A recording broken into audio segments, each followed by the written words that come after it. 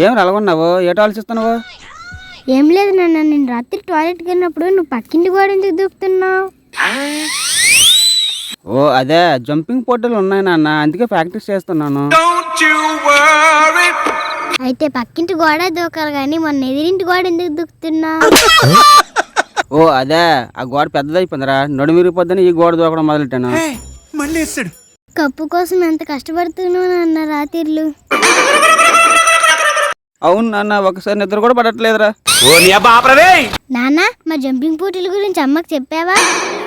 అంత పని సైకిరా, అట్ల కూర ఎరగొడుతుంది. చూసారా సార్ డబుల్ యాక్షన్? ఎందుకు కొడుతుంది? అంటే నా ఉద్యమం గురించి అమ్మకి తెలియదు కదరా, మొదట్లో చెప్పలేదని కొడుతుంది. పరమ దుర్మార్గుడు సార్ వీడు. పోన్లేనన్నా, నీ ఉద్యమం వేల మందికి స్ఫూర్తినివ్వాలి. ఒరే ఏం మాట్లాడుతున్నావురా? అంటే అది అవునన్నా, నీ కష్టార్జిత అందరికి తెలియాలి, తెలిసే రోజు వస్తుంది. ఒరే నువ్వు తెలిసి మాట్లాడుతున్నావో తెలియక మాట్లాడుతున్నావో తెలియట్లేదురా. మండుతున్నట్టుంది. ముందు నాకు తెలియలేదు నాన్న, నువ్వు చెప్పిన తర్వాత నాకు తెలిసింది నీ ఉద్యమం ఎంత కష్టమో.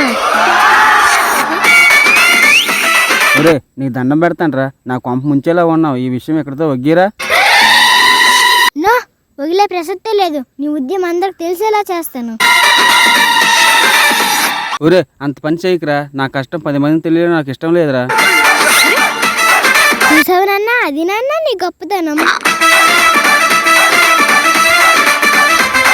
ఒరే నీతో మాట్లాడాక గోడలు దోకలంతా భయం వేస్తుందిరా. దోలు తీరిపోయింది.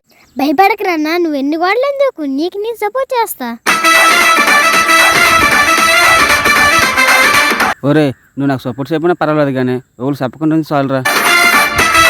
అదేంటి నాన్న అలాగంటున్నా, నువ్వే నాకు ఇన్స్పిరేషన్. ఏం ఇన్స్పిరేషన్ రా? నన్ను చూసి ఏం నేర్చుకోవాలనుకుంటున్నావు? నేను నీలా పెద్ద గోడలు దూకడం నేర్చుకుంటున్నా. నాన్న నువ్వు మాత్రం ఆ ఫీల్డ్ లోకి వెళ్ళొద్దురా, చాలా రిస్క్ రా.